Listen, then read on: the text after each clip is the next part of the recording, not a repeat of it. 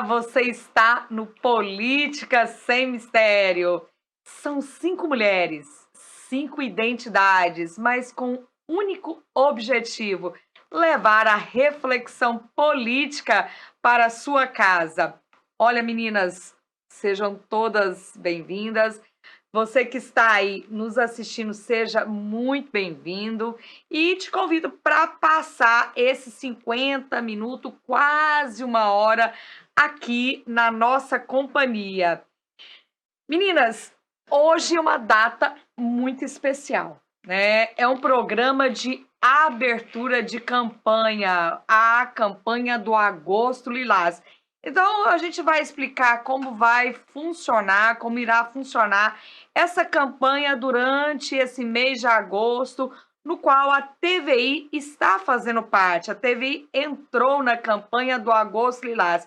Isso quer dizer que toda a sua grade de programação estará envolvido com essa campanha, trazendo mulheres que mostram em seus projetos as suas ações, a sua diversidade, para que possa trazer ações e decisões, reflexões que levam a mulher à emancipação, à sua autonomia, enfim. Então, o Agosto Lilás, que é um mês de conscientização da violência contra as mulheres, nós estamos aqui todas inseridas. O Política Sem Mistério, com certeza, o fato de sermos 5 apresentadoras não deixaria de participar dessa importante campanha. Estou aqui com a Andréa Peixoto, que é uma das nossas apresentadoras, Maria Goretti. Olá. Vivi não está ainda no estúdio porque está a caminho do Brasil, né? Hoje ela saiu da Suíça, chega amanhã aqui no Brasil. Então, no próximo programa, temos a nossa apresentadora Viviane Leite e Jéssica Tupinambá, que está agora, nesse instante, eu estou achando que ela vai entrar ali através de link, está no Museu Nacional do Rio de Janeiro, numa oficina de antropologia do Mercosul. Essa menina não para, viu, gente? Imparável, imparável. Pois bem, né? E além das 5, né? Nós estamos com uma mega mulher aqui hoje. Verdade. E não tinha Seja muito bem-vinda. Não poderia ser diferente para a abertura do Agosto Lilás. E tá tão especial que hoje nós temos público, temos auditório. E ele é tão grande que já contempla um auditório total. Jailton Alves está aqui nos assistindo. Um beijo, Jailton. Obrigada por nos prestigiar aqui, o nosso apresentador, ele junto com o Dadai, do Baião de 2. Gente, essa mulher tinha que ser ela para a abertura do Política Sem Mistério no Agosto Lilás. Quem? Aline 70! Gente, para falar quem é a Aline 70, ela é professora adjunta do curso de Direito da Universidade Estadual de Santa Cruz, mestre em Desenvolvimento Regional e Meio Ambiente, também pela UESC, doutora em Territorialidade e Desenvolvimento Social da UCSAL, Universidade Católica de Salvador, está doutorando em Direitos Humanos na Universidade de Coimbra, coordenadora do projeto de extensão Serviço de Referência dos Direitos da Mulher, SER, né? O Ser Mulher da UESC. É pesquisadora do grupo Revisando Direitos, do curso de Direito também da UESC, pesquisadora do GEDSEX e presidente da Comissão de Direitos Humanos da OAB, subseção de Itabuna. Além disso tudo, ainda grande currículo, é coordenadora do grupo de Estudos de Direitos e Feminismo da UESC e mãe, né? Bom, é bom lembrar. Uma mãe solo aqui. Bom, seja bem-vinda, querida Aline. É muito bom ter você como uma mulher que vai nos ajudar a fazer esta abertura do Agosto Lilás, né? O Agosto Lilás que foi instituído no Brasil através... Alguns estados começaram antes, mas depois transformou em lei nacional, é a Lei 14.448, foi em 2022, né, ideia, instituiu o Agosto Lilás como mês de proteção à mulher, a fim de conscientizar a população pelo fim da violência contra a mulher.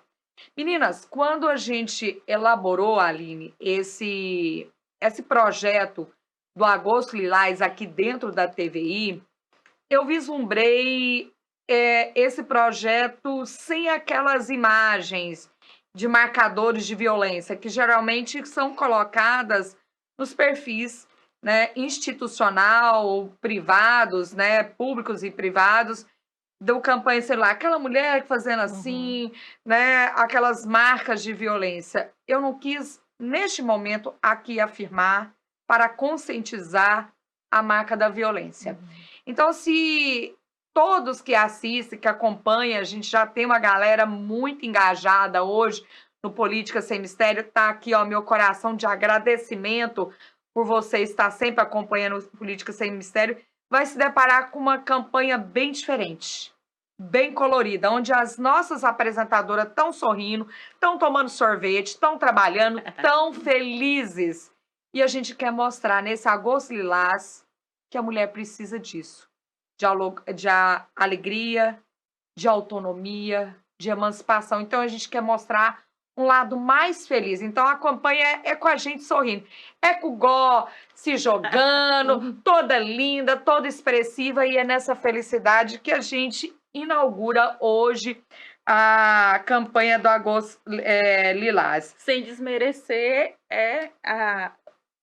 a importância, né, e a relevância dos fatos, né? Dos fatos, sem tirar.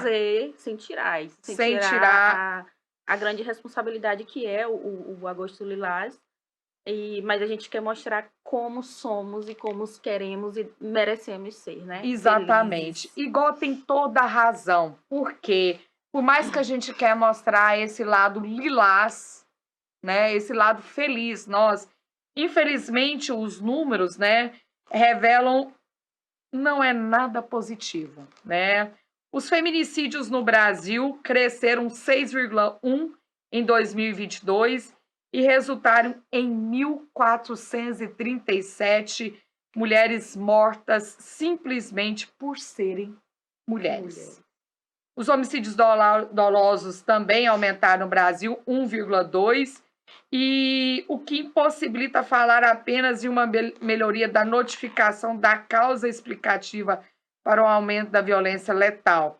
Além dos crimes contra a vida, as agressões em contexto de violência doméstica também todas tiveram aumento 2,9, totalizando 245.703 casos. Eu nem vou falar por hora, nós vamos falar aí no transcorrer desse episódio, que está muito legal. Se aproxime aí com a gente dos números históricos de violência sexual. Aline, para a gente começar aqui, né, já lhe dando as boas-vindas, esses números que eu estou me baseando aqui é do Anuário de Segurança Pública, que hoje é uma das principais referências para nós aqui, todas aqui que somos pesquisadoras. Foi estarrecedor de se deparar com o aumento. Por outro lado, já era, para nós pesquisadores, já era algo previsível pelos últimos anos. Como você, como uma pesquisadora e coordenadora de estudos de gênero, vê a sua leitura, a leitura de Aline 70, desse crescimento vertiginoso da violência contra a mulher? Bom, boa tarde a todos. Bom dia, boa tarde. Bom dia para quem é de bom dia, boa tarde para quem é de boa tarde, aproveitando o Jai aqui. Boa noite para quem é de boa noite. Queria primeiro agradecer o convite carinhoso, a confiança de estar aqui hoje com vocês, dizer que com muita alegria e satisfação que eu estou dividindo esse espaço, né? A gente trocando conhecimentos e nos fortalecendo, eu acho que isso é muito rico. Mulheres juntas, né, sempre se fortalecem. E você traz aí um questionamento sobre a questão dos dados, né? Dados com recorte de gênero. No Brasil, a existência de dados, eu falo na perspectiva de gênero, dados com um recorte de gênero, é um fenômeno extremamente recente, né? Então, a gente não tinha, antes da lei do feminicídio, por exemplo, não tinha um dado específico, né, de mortes por feminicídio, que é um crime relacionado ao gênero. Um recorte recente. Recente, né? Então, assim, no ciclo de uma compilação de dados estatísticos, 2017 para cá, que é o que tem lá no anuário, é um período relativamente muito curto, para que a gente possa fazer uma análise de um cenário Sim. de violência relacionada ao gênero, até em relação às políticas estabelecidas pela Lei Maria da Penha, que é a primeira lei que traz política pública com recorte de gênero. Então, ainda é muito cedo, com os dados que nós possuímos, principalmente porque a pandemia impactou muito nesses dados, trouxe outras variáveis. Sim. Mas o que eu acho interessante apontar em relação a dados de gênero, dados de violência com recorte de gênero, é que, primeiro, eles ainda são muito preliminares. Segundo, existe um gargalo em relação a esses dados, que é justamente a notificação. Quem é que notifica, quem é que decide ou estabelece Isso. se o crime é ou não é de gênero, né? Então, a gente tem aí que essa perspectiva, o viés do machismo institucional, que pode ser que tenha impacto, com certeza, com relação a esse cômputo de dados. Mas, acima de tudo, a gente tem uma projeção de que certamente é um dado subnotificado, né? Aliás, todos os dados relacionados à violência, eles possuem uma margem de subnotificação, né, que já é, inclusive, possível de prever em relação a alguns outros crimes, porque ao longo da história você tem aí um cenário mais consolidado. Mas na questão do gênero, principalmente nas questões relacionadas à violência sexual, né, pode ser que isso seja um pouco maior. Bem maior. Bem maior. Então, assim, você me fala de dados, eu acho que, assim, é muito triste que a gente tenha aumentos, porque esse aumento, ainda que seja de 6, de 8, de 10, é um aumento.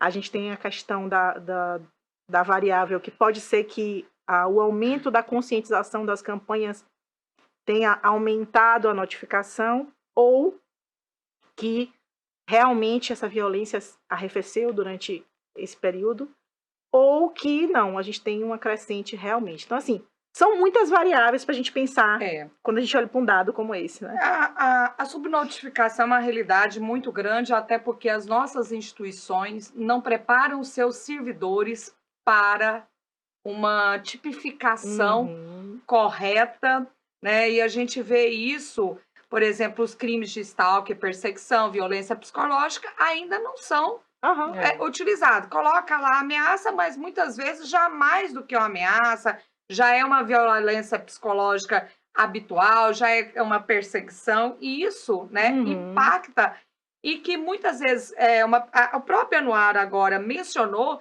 que a maioria das vítimas de feminicídios já sofrem a perseguição há muito tempo, que já era para estar sendo registrada, já era para estar sendo apurada para evitar a morte lá posteriormente. Além da subnotificação, né, fatores que geraram, para a gente jogar aqui na nossa roda de conversa, e que é importante para a gente compreender por que esse número cresceu de forma exorbitante. E de acordo com os pesquisadores do anuário, eles disseram que houve a justificativa, porque em todos os tipos de violência, Deia, cresceu. A física, a psicológica, a sexual, principalmente, houve um desfinanciamento das políticas de proteção por parte de proteção à mulher, por parte da gestão do último governo federal de Jair Messias Bolsonaro. Né? Então, houve... E muitos dinheiro ficaram parados sem o investimento. Então, várias políticas que eram de proteção. O segundo fator que a gente já imaginaria que iria impactar a própria pandemia. Que vários serviços, instrumentos públicos de defesa, de proteção à mulher, ficaram trancados, parados, né? E a mulher ficou dentro de casa junto com o seu próprio algoz. E o terceiro elemento, eu poderia falar até de um quarto, mas não vou falar agora, porque o quarto já vou deixar para a gente falar nas próximas rodadas de conversa, o próprio cenário do crescimento dos crimes de ódio, né? Dos movimentos ultraconservadores da política brasileira, que elegeram a paridade de gênero como o inimigo número 1. Gó, como que você vê esses fatores, né? Que a gente já oferece uma resistência, mas esses fatores aí que explicam esses números crescentes e vertiginosos, chega a nos constranger, dá tristeza. Dá, mas a gente entorta, enverga, mas não cai, né? Mas não quebra. Mas não quebra. Os fatores, a gente precisa ter um olhar interseccionalizado. Por quê? Porque é como a sua própria apresentação, o seu próprio tratado histórico que trouxe até aqui já aponta, especialmente nos últimos 4 anos, mas nós somos um país, desde seu início, muito conservador. Então, conservador e que qualquer atitude, qualquer ação que queira colocar a mulher em evidência em um país patriarcal é como se fosse uma afronta. Né? Os pesquisadores chamam isso de backlash. Backlash, que é uma reação contra qualquer força da igualdade, da equidade de gênero na sociedade. E aí, essas questões, quando elas são levantadas, elas são levantadas e questionadas por uma determinada maioria pejorativamente. Por exemplo, falam de feminismo. O feminismo é que está fazendo isso com as mulheres. Mas qual feminismo? Olha, nós temos muitos feminismos. É o feminismo que é culpado da mulher sofrer a própria violência? Como você lê isso, Aline? Um absurdo desse. A mulher é culpada da sua própria violência? A mulher é culpada porque de estar aí querendo... A mulher não quer continuar no seu lugar. Qual é o seu lugar? Dentro de casa, cuidando dos filhos. Por isso que as violências... A mulher quer tomar o lugar do homem. Mas isso parte do próprio machismo. Essa foi a política que foi fomentada nos últimos 4 anos, mas é a mesma política de lá da década de 60, no golpe de 64, da ditadura. É a mesma política de sempre. Da nossa composição enquanto pessoas, né? Quando nossos povos originários, as mulheres eram o quê? Objetificadas, as mulheres eram laçadas, as mulheres indígenas elas eram usadas como objeto, estupradas. Então, nós, hoje, inclusive, ainda somos vistas como esse tipo de mulher. Então, todas as políticas públicas que foram omitidas, que foram tiradas mesmo, roubadas de nós, em favor de nós, são também responsáveis por esses números. Como você vê, Aline? É bem complexa essa realidade do que você chamou de backlash, desse conceito. Tem um livro muito interessante da Silvia Federici, que é uma feminista italiana, que o livro se chama A Nova Caça às Bruxas. Né?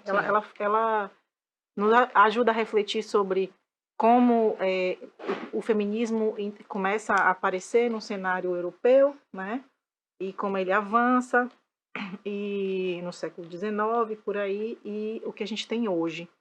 Então, acho que é possível fazer um recorte para o cenário brasileiro, né? E, utilizando aí um pouco do que Gó fala, de pensar que certamente há um impacto desses últimos, não só 4, né, mas um pouquinho mais, né? Sim. Com o crescimento da ultradireita, da extrema-direita no Brasil. Isso tem uma correlação direta.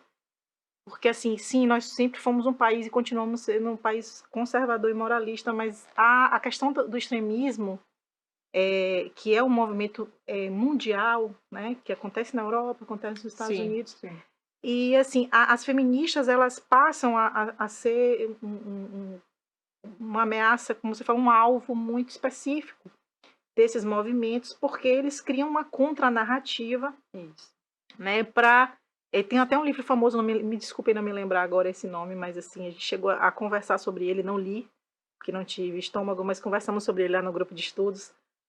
Os fundamentos, que é um livro que é muito, muito difundido nesses ambientes da ultradireita, da extrema-direita, e que diz por que o feminismo é ruim, por que o feminismo ele é apontado como uma das ameaças à sociedade. Isso num livro de extrema-direita. Difundido, né? Escrito por uma mulher, inclusive. Olha. E que ela vai explicar por A mais B, porque inclusive, para você ter uma ideia. Eu já também ouvi falar desse livro. Esse livro é importante. Fala do radicalismo, né? Diz que eu tenho que ler. Tem partes que fala que o movimento feminista ele passa a ser um movimento radical. Um movimento que vai para cima e que muitas vezes tem partes que falam sobre tem uma isso. parte tão surreal, como tem muito a ver com essa coisa da fake news, da pós-verdade, que diz assim, olha, é mentira que os movimentos feministas lutaram pelo voto e que as mulheres votam por causa dos movimentos feministas. Então, assim, tem uma série de contranarrativas que artificializam dados e fatos para dizer que não é verdade que o feminismo é bom, não é verdade que, muito pelo contrário, o que as feministas trazem para a sociedade é ruim, é pejorativo, é contra a família, é contra os bons costumes, etc. Todo esse discurso desse ultraconservadorismo. Então, assim, no Brasil, esses últimos anos de difusão dessa ideologia política de extrema-direita, ultraconservadora, arrefeceu muito, né?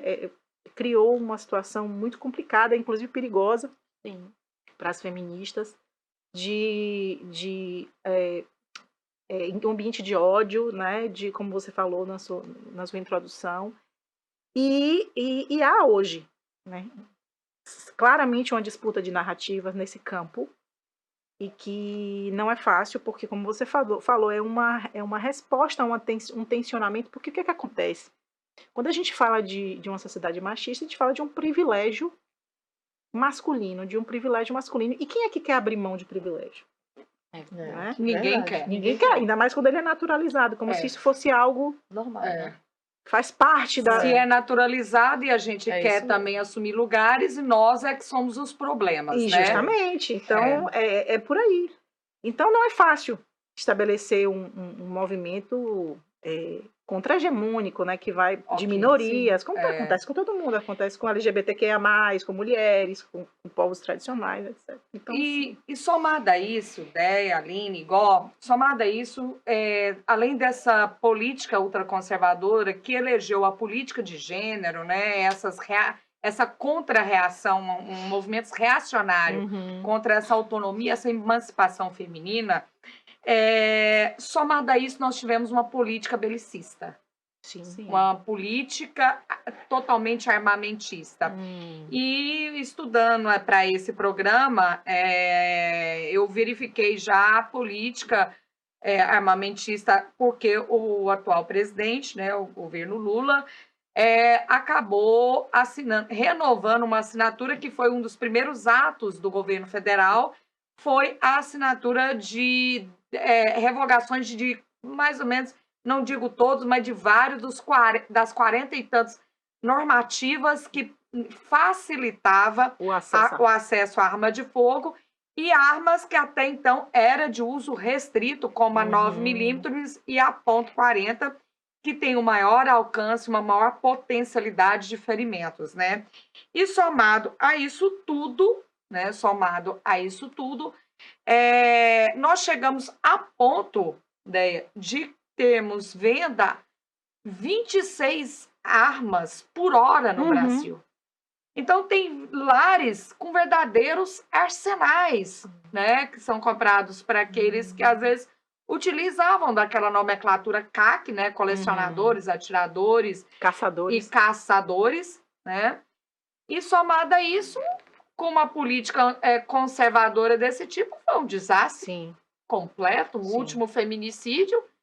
aqui no município de Itabuna, a menina era ex-esposa de um Ex-esposa. segurança que utilizou da arma do trabalho para a prática do feminicídio, né? E a facilidade dessas armas, elas acabam dando esse privilégio, né? Esse privilégio para os homens fazerem os ataques. Então, o que a gente vê é uma reação daquilo que é dado gratuitamente para essas pessoas que vão, principalmente os homens que praticam esses tipos de crime.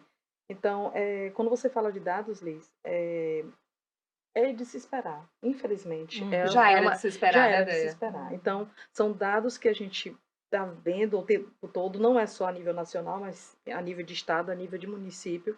E quando chega na nossa realidade, a gente toma um baque, a gente fala, gente, em Itabuna acontece isso?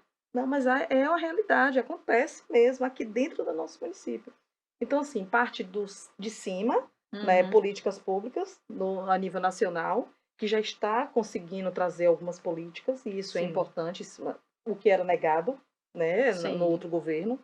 Então, e a gente precisa ressaltar isso. Depois vem a nível estadual, que também faz esse recorte. Agora com o Ministério das Mulheres, né? E com o Ministério das Mulheres, que tem dado um impulso, né? Está dando um impulsionamento para que essas políticas sejam expandidas, tanto para nível estadual como municipal. E a gente precisa, especialmente, que a gente tenha também uma secretaria aqui no nosso município, porque é uma forma de fazer uma ligação com, né, com a nível federal. Então, é uma ligação no Estado, a ligação entre o governo federal, entre secretarias. Aqui no município não tem. Então, eu volto a repetir, eu sempre falo isso, que a gente precisa, sim, instaurar aqui uma secretaria para que tenha esse link e que a gente possa diminuir, né, minimizar as dores dessas mulheres, que a gente sabe que é difícil da gente cessar por completo, mas que seja minimizado e que seja dado o apoio que elas precisam, o acolhimento, toda a forma de proteção a essas mulheres, e que aqui a gente fica muito aquém. Então, vem de lá de cima e aqui, como é que fica? Em Feira de Santana já existe. Já existe, A exatamente. Secretaria de Mulheres. E eu até passando a palavra para você, Aline, fazer políticas públicas não é algo muito simples, né? Esses dias mesmo, vou contar um caso aqui, eu estava numa mesa, eu acho que é muito normal a gente se deparar com assuntos desse tipo. Tinha várias pessoas na mesa e um dos meus amigos é dentista, e ele disse assim, olha, eu já fui assaltado, eu não acredito nessa política de ressocialização, né? Então, ele acredita na política de inocuização, ou seja, de eliminação. Pois bem, é muito divulgado esse negócio do CPF cancelado, né? Bom, se eu for falar, Aline, de amalga, de abituração, de canal, eu não vou entender absolutamente nada. Mas todo mundo gosta de dar uma política pública para as violências. Todo mundo se acha doutor sem compreender, né? Porque eu não me arrisco falar o que vai fazer aqui numa cirurgia de canal ou qualquer tratamento dentário, porque eu não sei. Mas todo mundo quer colocar uma política. Especialmente nessa época que nós vivemos de redes sociais. E todo mundo se acha doutor em políticas públicas, achando que políticas públicas é prender uma pessoa que matou uma mulher e que isso é suficiente. Mas quando se fala em política pública, né, Déia estava falando aqui da necessidade de uma secretaria municipal, falando nisso, eu passo a palavra para você, Aline. A gente sabe que no mundo de hoje é muito difícil para nós mulheres ter que superar cotidianamente os nossos obstáculos, né? A gente sabe que o mundo foi criado para nos colocar nos ambientes privados e domésticos. Mobilizar forças políticas não é tão simples assim para criar uma política adequada. Senão a gente acaba criando uma política que firma a mulher dentro de casa. Pois é, isso é como você diz, as fake news, né, essa indústria que alimenta essas verdades, essas mentiras que se tornam verdades, a gente costuma dizer que é muito mais fácil para alguém que está sofrendo, e nós estamos sofrendo numa sociedade extremamente violenta, né, como um todo, a violência como um estruturante da nossa sociedade, dar uma solução simples para um problema que é bem complexo. Exato. Aí fica muito fácil, eu que não sei do que estou falando, mas que estou ali recebendo no WhatsApp, uma fake news dizendo assim, olha, a solução para a questão da segurança pública é simplesmente assassinar as pessoas, né, os criminosos, vamos dizer assim, uma pessoa que atuou contrariamente à lei. Mas, enfim, acho que é uma questão muito importante de ser ressaltada, né? No bojo dessa questão das narrativas ultraconservadoras da ultradireita, vem, né? Uma dos instrumentos é esse, né? Então, diz assim, olha, a gente não precisa de nada complexo, vamos simplificar, como se fosse possível, né? Então, vamos fazer assim que resolve. É da mesma forma a questão da violência de gênero, né? A Lei Maria da Penha, ela é uma lei que trata de um tipo de violência de gênero, que é a violência intrafamiliar, doméstica intrafamiliar. Né? A gente tem violências de gênero em outros espaços. E a gente tem não só a violência de gênero contra mulheres, a gente tem violência de gênero, por exemplo, contra a população LGBTQIA+. As mulheres trans, travestis. Exatamente. Né? Então, assim, há uma complexidade que exige de nós um esforço enquanto sociedade para propor soluções e alternativas. E olha que essas propostas não significam que a gente vai ter uma resolução imediata, a curto prazo, porque o ciclo de uma política pública é algo extremamente... De décadas. Aí você me pergunta, o que você pensa sobre essa questão da secretaria, né? Secretaria. Sim. Eu sou uma das pessoas que, quando a gente teve a oportunidade de se debruçar sobre a atualização da lei do Conselho, faz um tempinho já, acho que uns 4 ou 5 anos, a gente chegou a conversar sobre isso, né? E logo quando veio a SPM, a primeira secretaria para mulheres no governo federal, que não era um ministério, ainda era uma secretaria vinculada à Secretaria de Governo, no governo Lula, veio essa questão, né? É importante, mas assim, ainda veja como ainda é um espaço extremamente inóspito. Isso. Porque você tem aí um cargo ou uma secretaria. A Prefeitura de Itabuna tem um organograma extremamente precário e precarizado. Inclusive, assim, eu não sei como uma cidade com esse tanto de habitantes consegue funcionar com uma estrutura política administrativa tão precária. A última vez que teve atualização, reforma administrativa, que eu me lembre, houve um pequeno aumento dos cargos de efetivos, né? Mas normalmente essas reformas giram em torno de criação ou extinção de secretarias, o que não resolve a questão. No caso de Itabuna foi aumento das secretarias. Né? Pois é, aí às vezes é aumento da secretaria, mas você tem um secretário, mas quem que é a equipe dessa secretaria? Quais são os seus objetivos? Quais são os cargos? Vai rodar o quê? Né? É para criar cargos políticos para as eleições ou é cargo para levar o bem comum? Ou seja, o que sempre faz cadê o bem comum?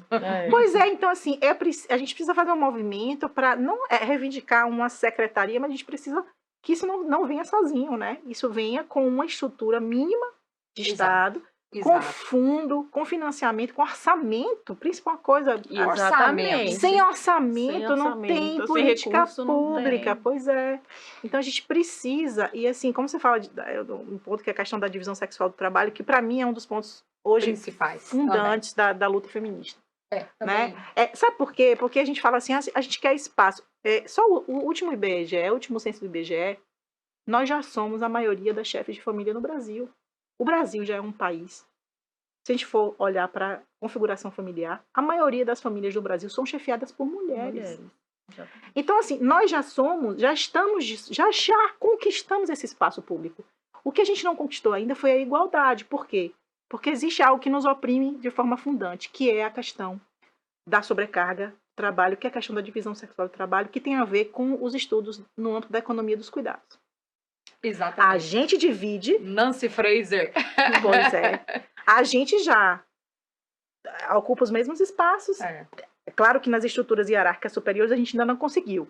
Mas se a gente for, por exemplo, a OAB tem mais mulher do que homem. Sim. Já Só que passamos lá, da paridade, no né? Conselho Federal... Nos espaços decisórios. Não, mas aqui já tem. A gente já é maioria. A gente já é maioria na universidade, a gente já é maioria na OAB, a gente já é maioria em lugar em todos. E por que a gente não consegue ainda chegar lá? Porque ainda tem coisas que nos oprimem.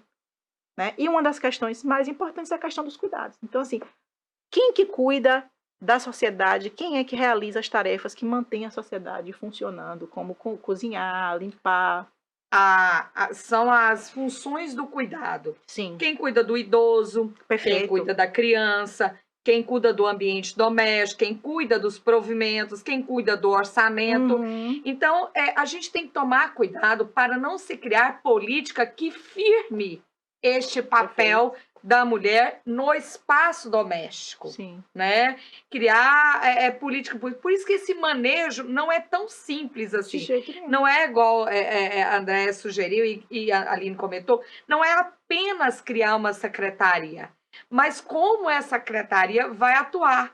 Será que ela vai atuar para criar uma política pública, para ter uma oficina, para que mantenha aquela mulher dentro de uma economia doméstica? Mas precisa de uma autonomia dentro da própria secretaria. Se você não tiver autonomia para lidar no cargo... Mas ela está falando ficar, o que, né? que essa secretaria vai manejar. Entende? Sim, Ela vai dizer sim. que tipo de, por exemplo, se a gente vai fazer uma oficina de capacitação de mulheres, o que a gente vai oferecer a essa mulher? Sim. Se a gente continuar oferecendo artesanato, Ela vai ficar em casa. Vai ficar em casa, complicado, verdade, entendeu? verdade. É o tipo de política que vai manejar ela no empoderamento para ela ocupar os espaços decisórios. Sim. Porque senão a gente não vai sair da sombra. Nunca. Né? Então, Nancy Fraser, ela fala que tem que financiar os estudos das mulheres. Sim. Tem que financiar as crianças para ficar... Creche. Ó, a principal política, para mim hoje, a principal política de gênero que eu vejo na base Sim. da comunidade é creche. Creche. Creche. Dar Porque como é que a mulher... Creche. Como é que a gente tem um país, quando a gente tem um país, no último dado, de mais de 5 milhões de crianças sem pai? 5 milhões. Quem cuida, então, dessas crianças? A mãe, né? A mãe, exatamente. Então, você tem pelo menos 5 milhões de mulheres que assumem sozinha a criação do seu filho. Como é que ela pode trabalhar e estudar? Ela vai fazer o quê com aquela criança? E você sabe, Aline, que muitas estão entrando para o tráfico de drogas porque não está mais fácil vender aquele perfume na porta, mas a droga vende, Sim, mas a droga possibilita que ela fique em casa Sim. para poder vender, ainda criar os Sim. meninos com aquele sustento da droga ilícita. Parece que eu estou fazendo apologia, mas não. Não entendeu, já é uma onde- realidade que você percebe onde lá. está a venda legal não consegue, a ilegal está entrando no espaço e que ela consegue manejar. Né? Quantas mulheres deixam de frequentar os bancos de universidade, deixam de frequentar os bancos de escola porque não tem onde deixar os filhos?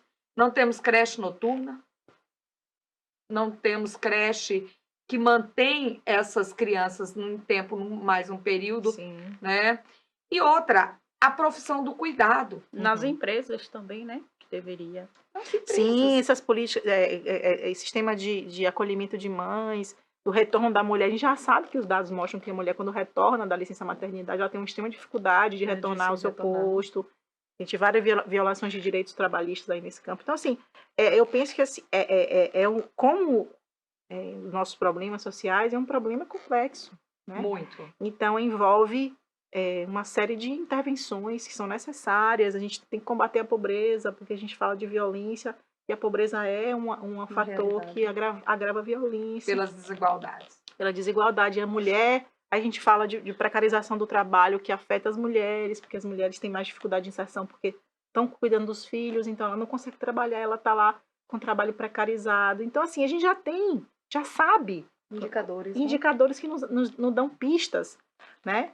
Então, assim, para avançar, a gente precisaria, né, que isso fosse institucionalizado como uma prioridade na política, que não é uma coisa que caminha sozinha, não dá para combater violência doméstica sozinha, né, que eu acho que é uma coisa que acontece muito com a gente, que eu penso que é um problema, não é só nosso, um problema da sociedade, porque as mulheres assumem protagonismo na luta contra a violência doméstica, na luta por direitos, e elas estão sozinhas nessa luta. Sim. Que deveria ser uma luta da sociedade, porque é algo que é ruim para todo mundo, né?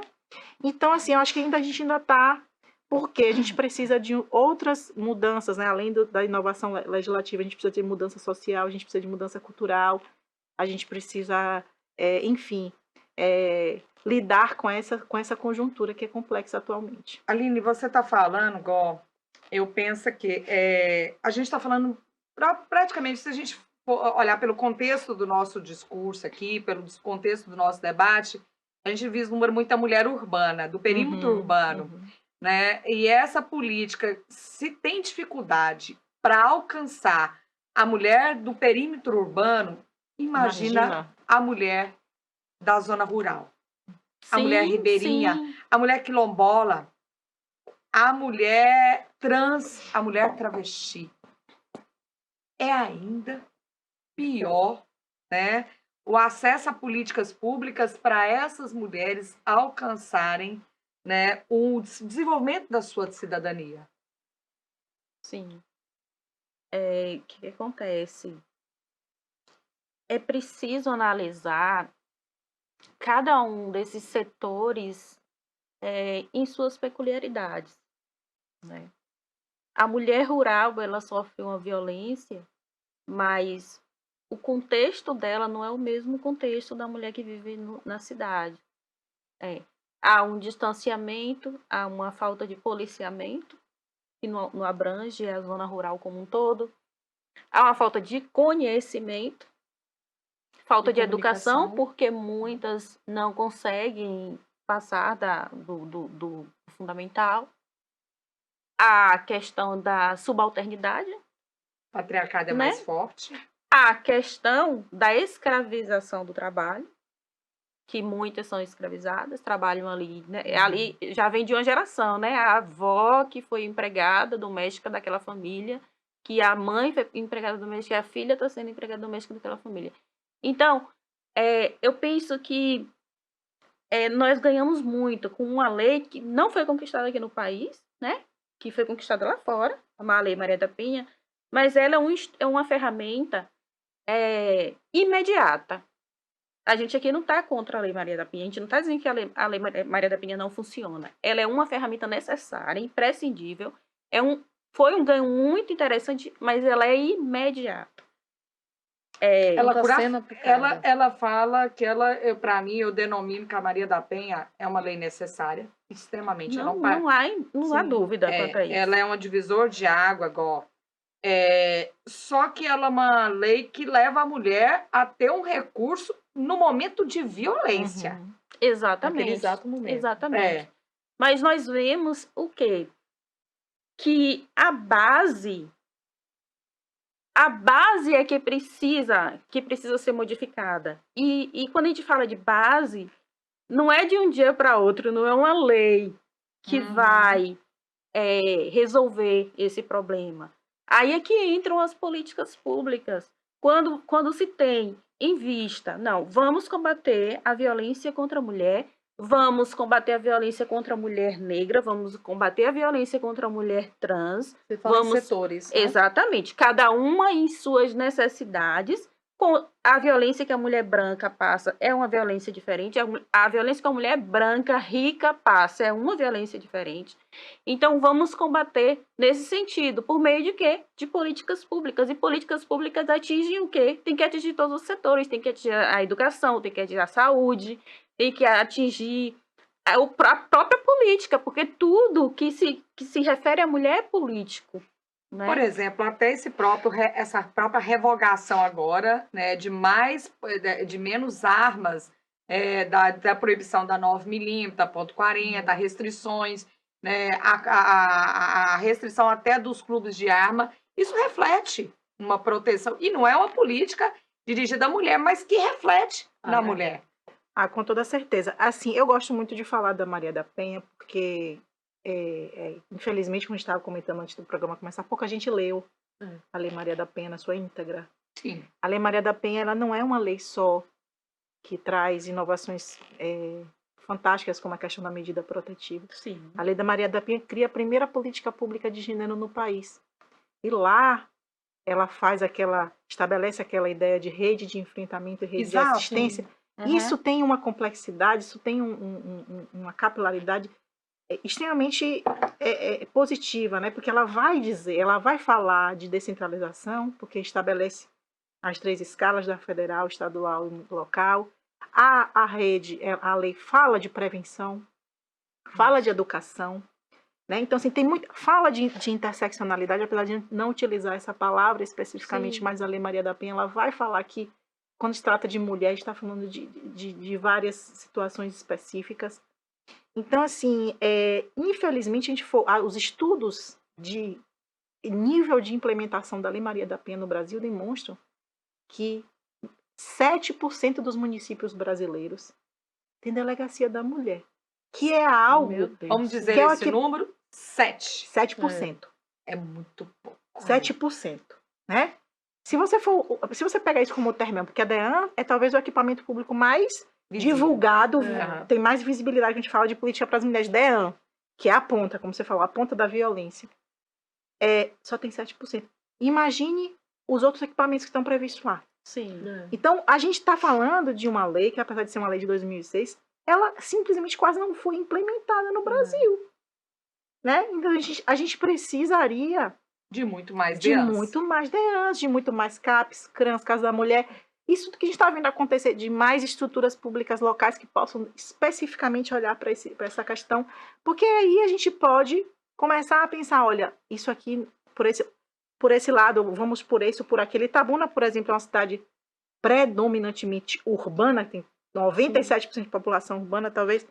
E esses 3% de população rural, onde estão? Como é que é a violência? Como é que é a dinâmica? O que é que tem? Então, assim, a gente precisa olhar para isso, né? A gente precisa olhar também para um ponto muito importante e que talvez seja também um ponto de base, que é a questão da justiça restaurativa.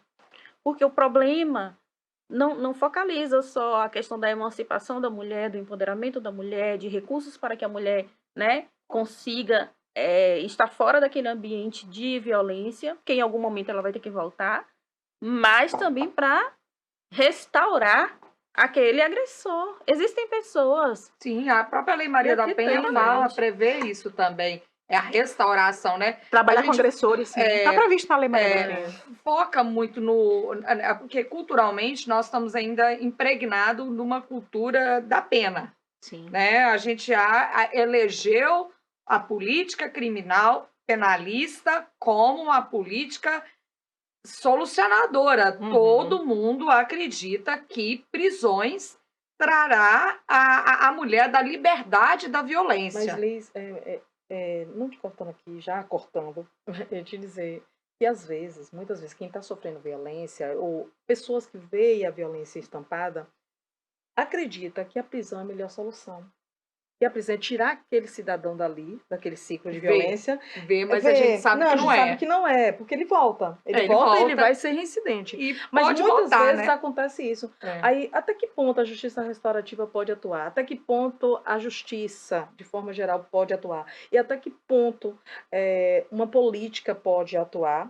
E que, na cabeça das pessoas, é o que a prisão pode fazer. Ela pode trazer ele mais agressivo ou ele pode mostrar que o que ele praticou foi errado. Então, é o que as pessoas muitas vezes pensam. Mas né? a gente olha, não é propriamente... Eu entendo, essa é a visão... É o que eu escuto. É o que eu escuto é a visão comum, social. Né? Social. E não está errada, porque sempre foi vendido... que as políticas penalistas elas têm o condão de baixar os índices de violência.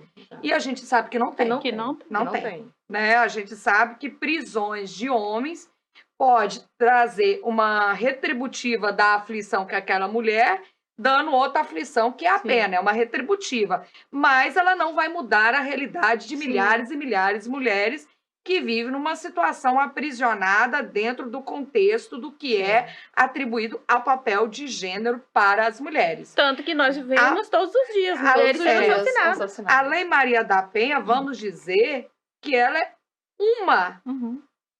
uma de milhares de políticas ainda necessárias a ser implantada. E que como bem você disse, Aline, que ainda só foi aplicada em 7% dos municípios brasileiros. Ou seja, né, Nós estamos, meninas, esse debate da gente é formidável nesse sentido, por quê? Porque nós estamos no agosto lilás de conscientização de uma violência contra a mulher.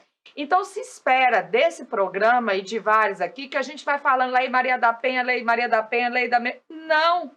Nós não vamos ficar aqui o tempo todo falando de Lei Maria da Penha, porque a gente sabe que, apesar que ela é um divisor de água, que ela é necessária em diversos momentos, mas que ela não tem um poder por si só de mudar as realidades.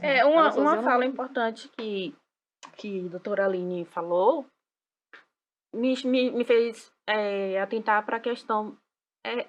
A Lei Maria da Penha ainda não é muito conhecida, ainda não é muito, né, trabalhada, não tem ainda muita aplicabilidade.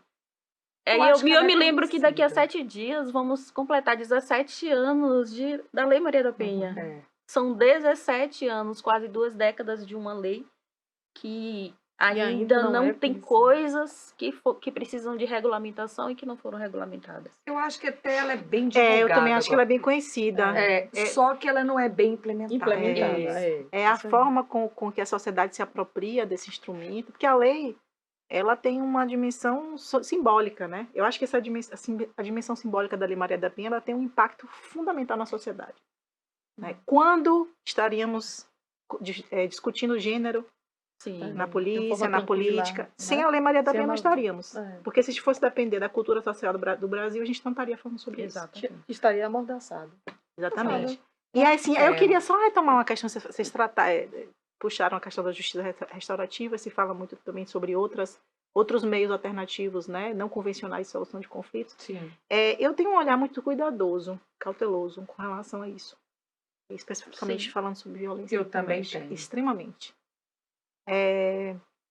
Porque, assim, vocês falaram aí da questão do punitivismo, eu concordo, né? A equação não bate, né? Mais prisão, mais paz, não. Isso não é verdade. Não bate.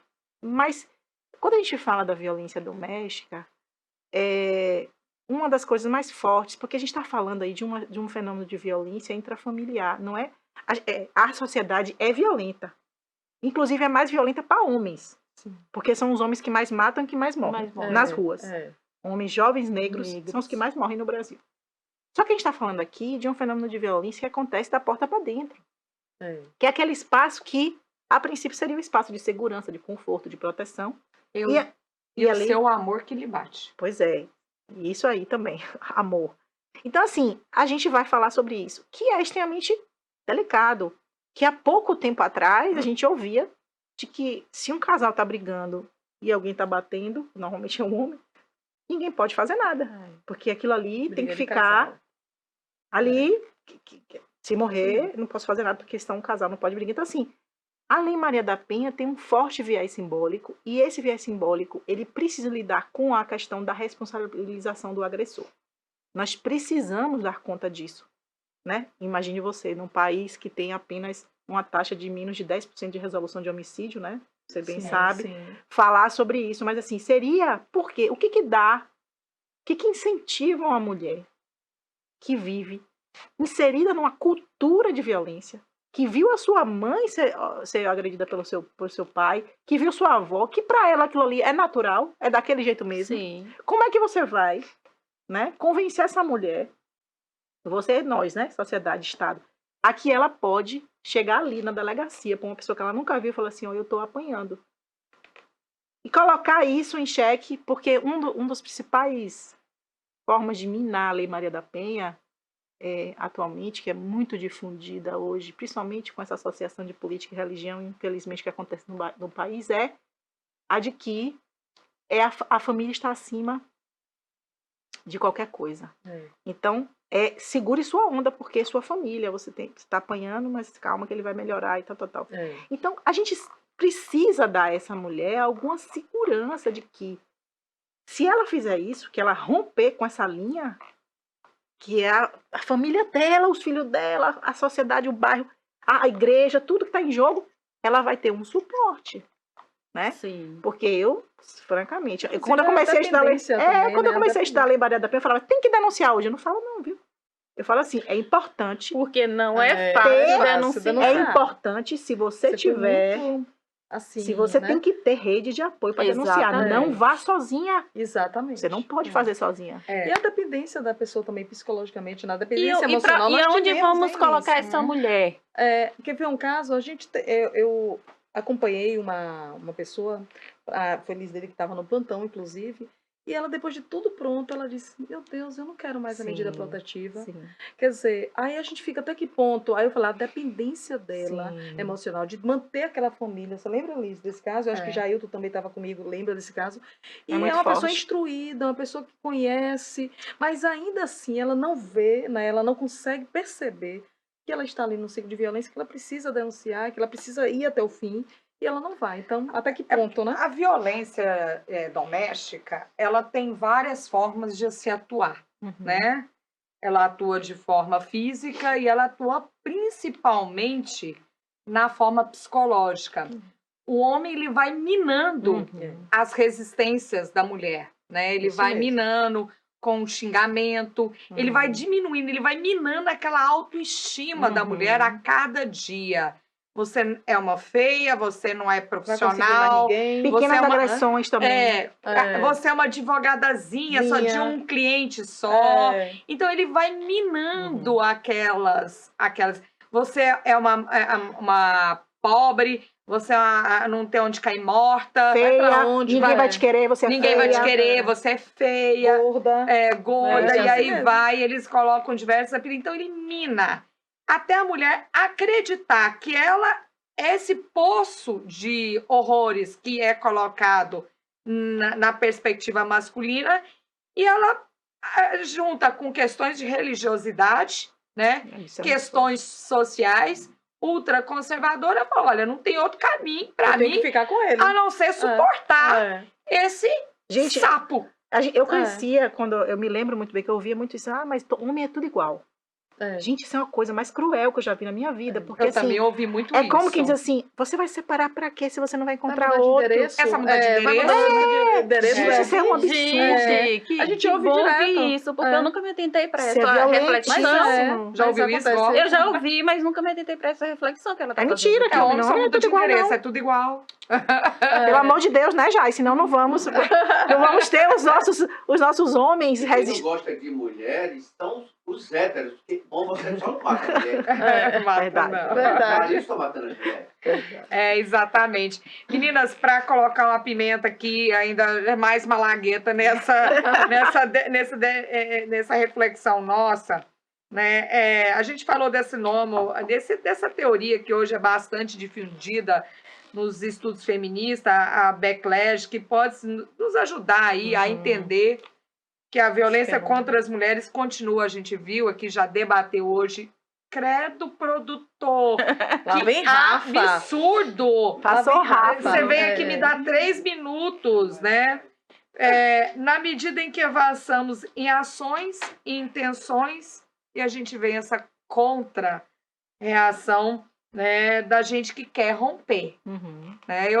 Eu vejo Deia, eu vejo Gó, eu vejo você, Aline. Eu vejo Eulis dele o tempo todo, cotidianamente,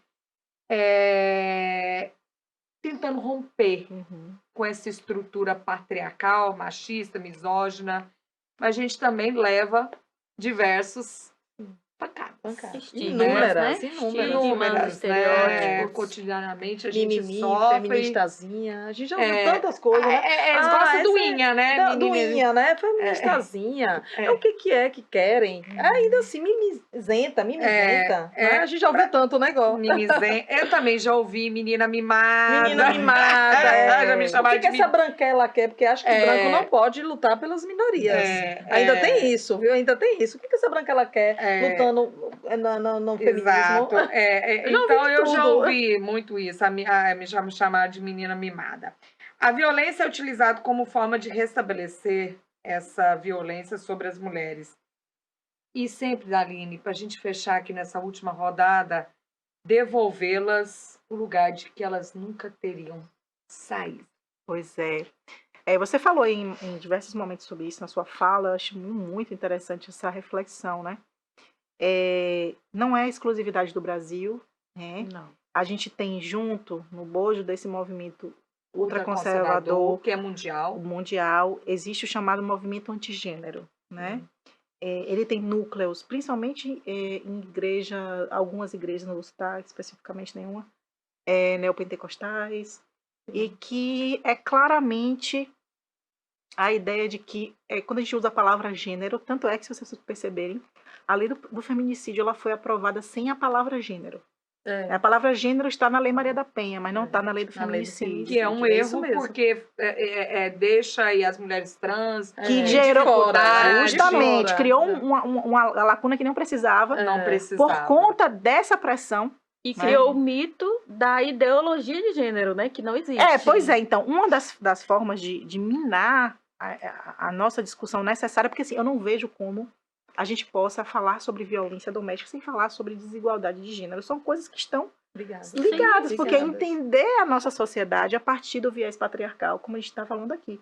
A gente só consegue isso debatendo, entendendo que o script, né, ou a performance, como diz a Butler, de o que é ser mulher é construído socialmente e muda de sociedade para sociedade do tempo histórico, muda. E construído pelo homem. E construído Tudo por homens. que se sabe hoje sobre mulher é dito pelo homem. Então, se a gente não tem essa palavrinha, a gente dificilmente vai conseguir criar isso que você colocou, essa resistência, criar esse lugar de luta por direitos, né? Então, o que acontece? Isso é uma discussão muito perigosa que tem acontecido no Brasil. Não sei se vocês sabem, tem mais de 2 propostas de lei tramitando para tirar a palavra gênero da Lei Maria da Penha. Imagine. Né? Imagine. Existe propostas? 2, já vi 2. Então, assim, volta e meia acontece uma coisa nesse sentido. Por quê? Porque eles levam isso para a questão da ideologia de gênero. Não vou nem repetir aquela frase horrorosa que foi divulgada na evangélica. Pois é, de combater a questão da educação sexual num país, a gente bateu o recorde de violência sexual, não foi? Foi. Sim. O maior número da história, um dos maiores números da história. Mais de 60% das violências sexuais acontecem contra meninas. Crianças. 60%. Aí você quer tirar da escola um papel fundamental que é a educação sexual. Veja que absurdo. Mas isso tudo vem com essa questão aí da incursão antigênero. Então, assim, Lisda, eu penso que assim, a gente precisa hoje defender esse lugar. Só para a gente discussão, porque foi tão... Enquanto você procura, semana passada nós tivemos em uma mega escola de tempo integral, recém-inaugurada, muito bonita, bem estruturada. E a gente foi lá para falar sobre Julho das Pretas, sobre todas essas questões que envolvem mulheres, que envolvem as nossas dificuldades, os nossos enfrentamentos, as nossas encruzilhadas. E a maioria das salas permaneceram em aula e poucos alunos estiveram lá embaixo. E quando a gente saiu, pelo menos eu, mas eu sei que outras palestrantes foram abordadas, me abordavam para perguntar o que é isso, o que é aquilo que você falou ali, o que é aquilo outro. Ou seja, o conteúdo programático para adolescentes, principalmente para adolescentes, né? Porque aí a gente não vai falar sobre isso agora, mas não está programado para preparar essas meninas que serão as mulheres. Não estava lá no pátio te tava. escutando. Sim, É uma coisa incoerente. É o maior número de estupros da história. Exatamente. Foram 74.930 vítimas em relação a 2021, um aumento de 8,2%, 18.110 estupros e 56.800 estupros de vulneráveis. Isso que a gente sabe que está muito notificado. Sabe qual é a prevalência aí nesse caso aí, Lisda? A prevalência? Qual o maior número de estupros são cometidos por pais, padrastos e tios? E as principais vítimas estão 61,4% entre 0 menores e 13 anos de idade. Hoje de Conquista, um senhor de 80 anos foi preso com um menino de 12 no hotel. 60% são de 0 a 13 anos de idade. Então é com esse número. A gente fala que quer fazer um Agosto Lilás aqui na TVI, assim, trazendo uma reflexão, né? Trazendo mais leveza, mas os números nos impõem, Sim. assim, um semblante traves, duro, né? Muito difícil. Mas a gente já fica muito feliz de você estar aqui, de você fazer essa reflexão política com a gente, sobre uma política pública, né, que a gente refletiu aqui sobre a Lei Maria da Penha, que ela não é suficiente, que precisam de políticas emancipatórias e que coloca a mulher nos espaços em condições de equidade com os homens e que elas, sim, tenham condições de assumir posições, de assumir decisões com relação à sua própria vida. E As trazer mulheres... a Aline de novo, viu? Com Porque certeza. hoje só não vai dar, tem que trazer ela de novo. Não dá. É sempre treinando esse gostinho, política sem mistério é formidável, sempre dá esse gostinho de quero mais. Olha, a gente agradece imensamente a você que esteve aqui com a gente no Política Sem Mistério.